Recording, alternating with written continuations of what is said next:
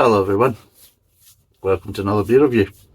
I've gone all liberal for this review, so I have kind of garden reader-esque, so it's great, wonderful. I think I'd change my name to Sean. And embracing all these new wonderful beers on the supermarket shelves, all the ones with the gaudy colours. Oh, what a wonderful life that would be. Aye, right. Anyway, today we're in Greene King territory. Yes, we are. Well, you knew I bought a load of piss. I mean, a load of bottles from Greene King. That joke never gets right.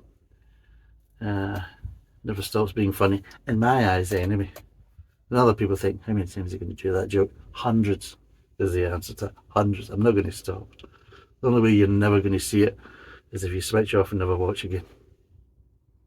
Go and do it. So today we're doing Ruddles County Country Ale. So we are. Ooh. Now the good thing about this Ruddles is it has a little bit more alcohol and a little bit more to it than the best. I'm not saying the best is quite nice. Ruddles Best is quite a nice beer, but it's a low alcohol one. It's very easy drinking, and yeah, it's kind of limited because of the type of beer it is, but yeah, it's fine, no problem. But this is a little bit more. This is 4.3%. Not a hugely amount more, but still a bit more.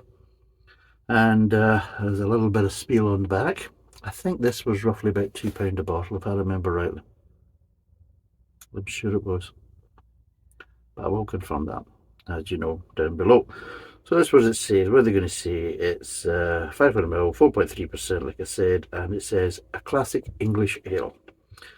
Ruddles County is brewed with the rare Bramling Cross hops, which has a crisp bitterness, which together with the richer top notes of toffee and caramel combine to provide a truly satisfying ale. There you go. And that's really it. Apparently enjoy responsibly.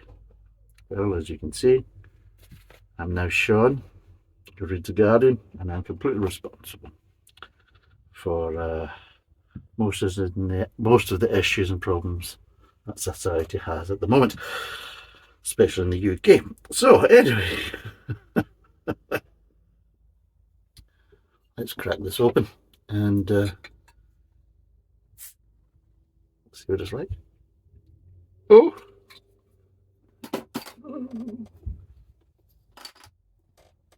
Nearly picked up another bottle there to pour it into. That'd have been interesting, wouldn't it?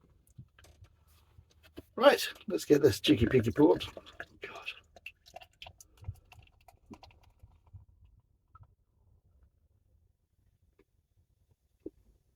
It's quite warm in this shade just now, actually. And I'm trying to think of a way of describing how warm it is, and every kind of analogy I come up with, I'm thinking, no, I can't say that on YouTube, because one was I'm sweating like with two cocks. Then another one was I'm sweating like a certain person who's doing kind of abusive acts on women. And then another one was I'm sweating like a certain type of person, the London Underground, with a new rucksack. So I couldn't say that either. So let's just say it's quite warm and it's almost like a sauna in here. And seriously.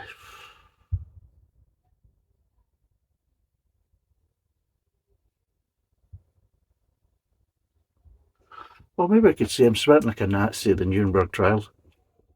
Anyway, is that okay? You don't. You've got to watch what you say now, because I offend so many people.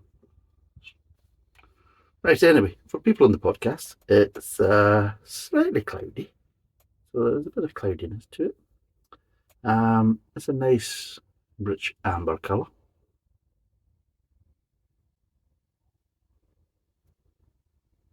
A little bit of cabbage there, a little bit of cabbage, a little bit of kapusta. Yes. A little bit of malt there. Slight toffee tones, slight own syrupy tones. And that's really it. You're not really getting much. Maybe slightly metallic edge to it as well. overall, actually, it smells not too bad apart from the cabbage bits, but I don't mind a bit of cabbage. And a kebab anyway. So, let's see what it tastes like. Alley-oop.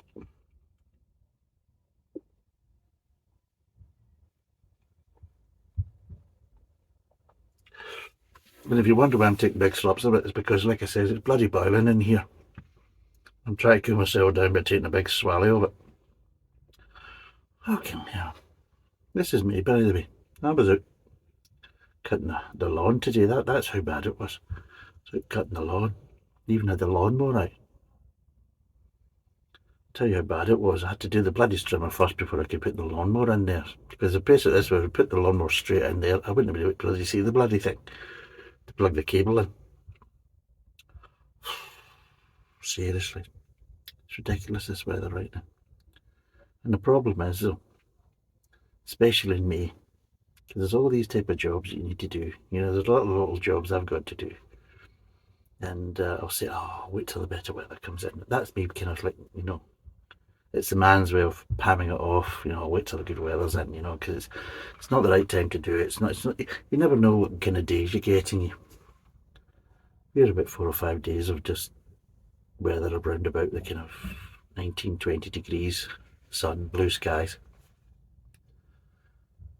So I've really got no excuse for basically not doing some of these jobs that I need to do. And, you know, I'm not doing them. You know, so I'm my own worst enemy right now. I really am. Turning into a lazy bugger, I'll be totally honest, because it's too early. I wasn't ready to do these jobs just now. I wanted to do them kind of June, July, that kind of thing. Didn't want to do them in May. You see, so I'm thinking, buggers. And then sure enough, come round June and that'll be absolutely pissing me rain and I won't be able to do them. And then I'll be annoyed because I missed that opportunity. So I'm not helping myself, I really not. And there's the ones I need to do. And I'll be totally honest, I'm not really looking forward to doing them because you just know they're going to be a bugger. One of them's a ball joint in an Audi. And let's be totally honest, Audi kind of suspension setups are a bloody nightmare. Because the bolts and everything else, try to get the bolts on loose because they're a cross between kind of steel and aluminium components, and they kind of fuse themselves together, and it just becomes an absolute nightmare trying to get the bloody things apart and everything else to separate. And I'm just not looking forward to it. And that's another thing. I want dry weather, but I don't want hot weather because trust me, the weather right now, I don't want to be basically fighting with an Audi's bloody suspension system, especially a front suspension system. In this type of weather, because trust me, it's just going to annoy me even more, especially when things start to go wrong, and they will go wrong. I know that. It's a bloody Audi, and it's a suspension system, so no. Bloody nightmare. So yes, there's jobs that I have to do, but I don't really want to do, because it's just a ball ache. You just know it's not going to go straightforward. It's not going to be, oh, that was easy. I'm going to be, that was a nightmare. A job that should only take maybe an hour and a half, 2 hours max, and that type of stuff. And you sit there thinking, yeah, day two, you know, it's like, and then you have to buy a lot more parts than you actually need because, of course, so many parts are broken as you try to kind of get that part off that is needing to be replaced. You know what it's like. You know, normal people that drink this type of beer, you know what it's like. We're out there, we're doing things, we're puttering about with things and that type of stuff, you know. Mending things and putting right all the things in our own little kind of private world. You know what it's like. Then we get things done eventually. And let's be totally honest, if we can get away with it being done half-arsed, then of course we would. But anyway, back onto this beer. Still roasting, by the way, seriously.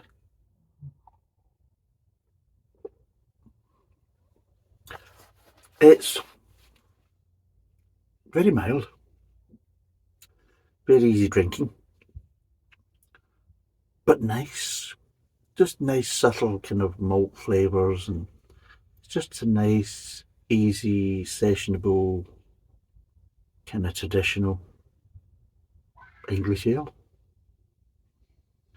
I could imagine this on cask being absolutely lovely. I really could. You know, one of these ones you can have a right good session on it, you know, keep drinking until you're flat on your back. You'd have to stop for breakfast, of course, because it's only 4.3%. Yeah.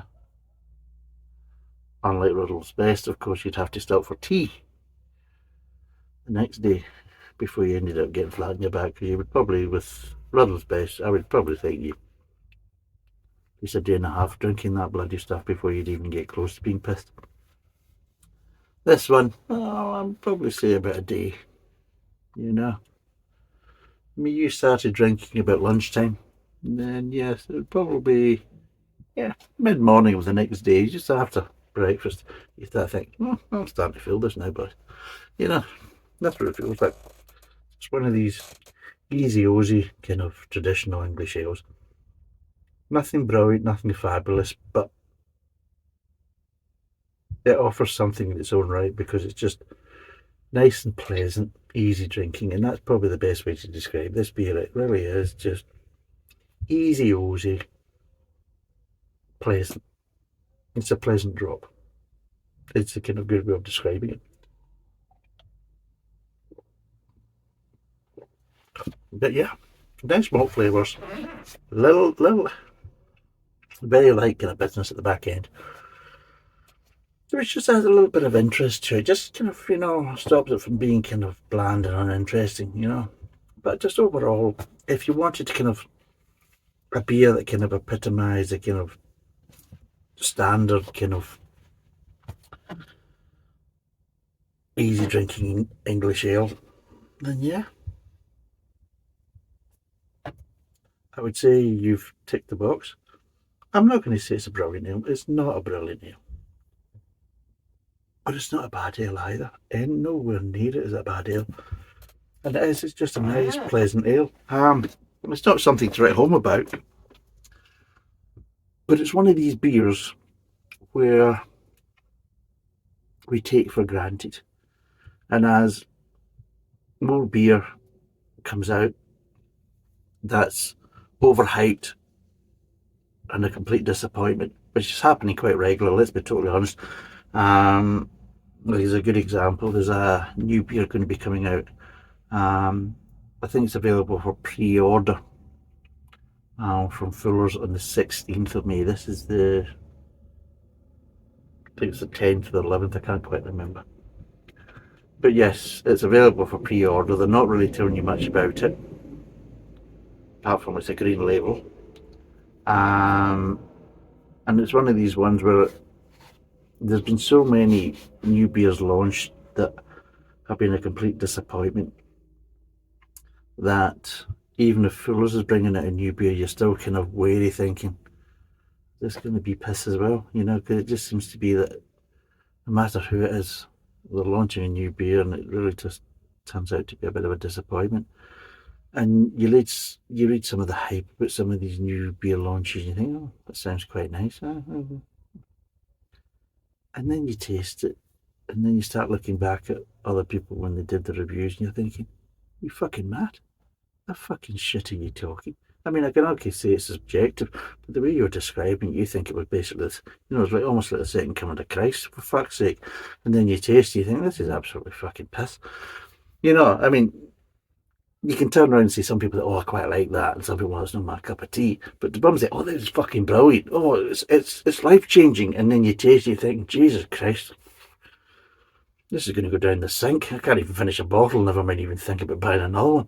It's like that type of scenario. And you think of huge, big kind of cavernous gap between what some people think of it is, and you're thinking, well, wait a minute here.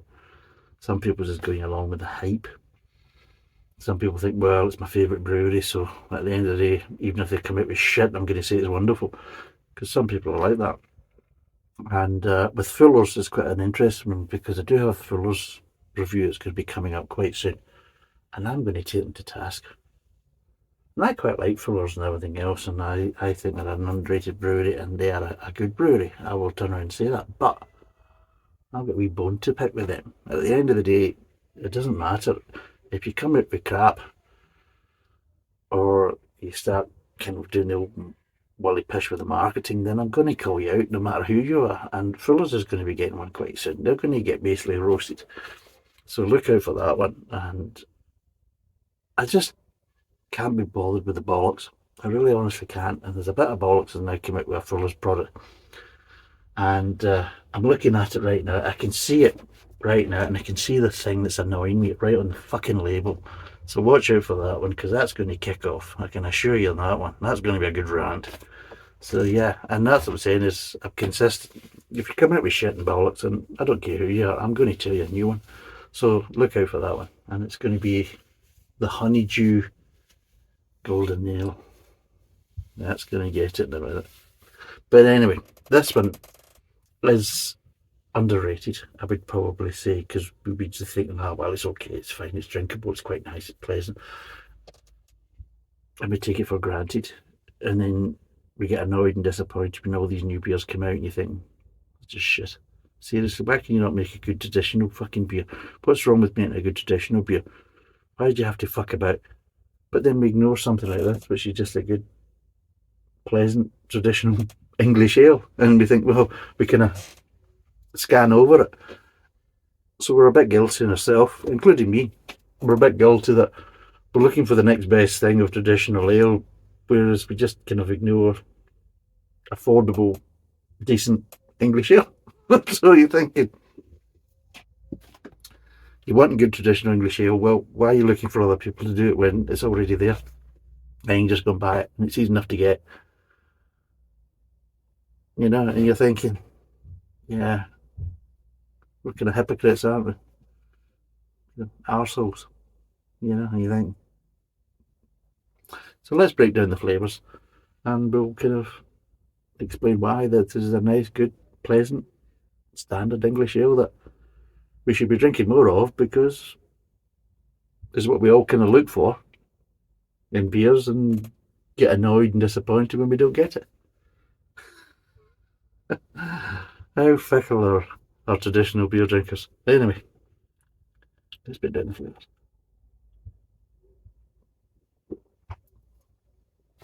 Start off, nice bit of malt, nice little kind of caramel toffee notes, a little bit of golden syrup. Has a nice little kind of light sweetness, nice bit of grain.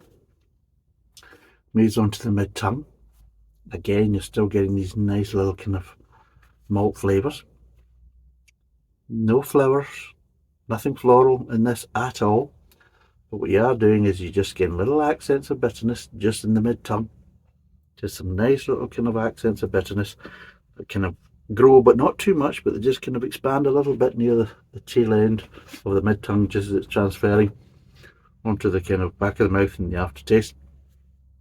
And it just gets a little light bitterness to a very light, easy crescendo. I mean, seriously, blinky you would miss it, but it's just enough there just to kind of balance out some of the malt flavours that you were getting previously.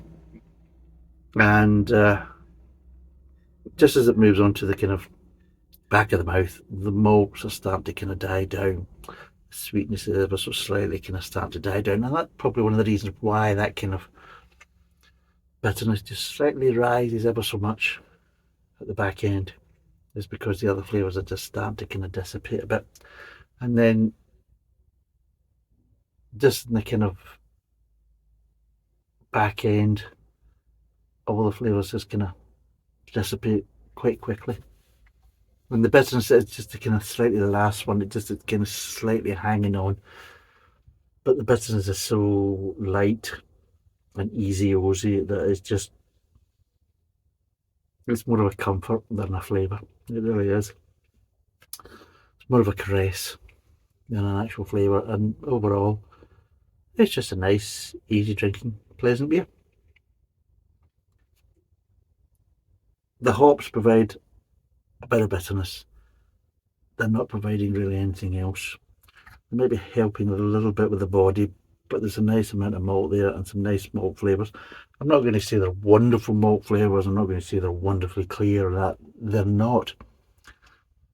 But they're nice enough and they're clear enough to identify them and to enjoy them. And yeah, it's just, if you were trying to describe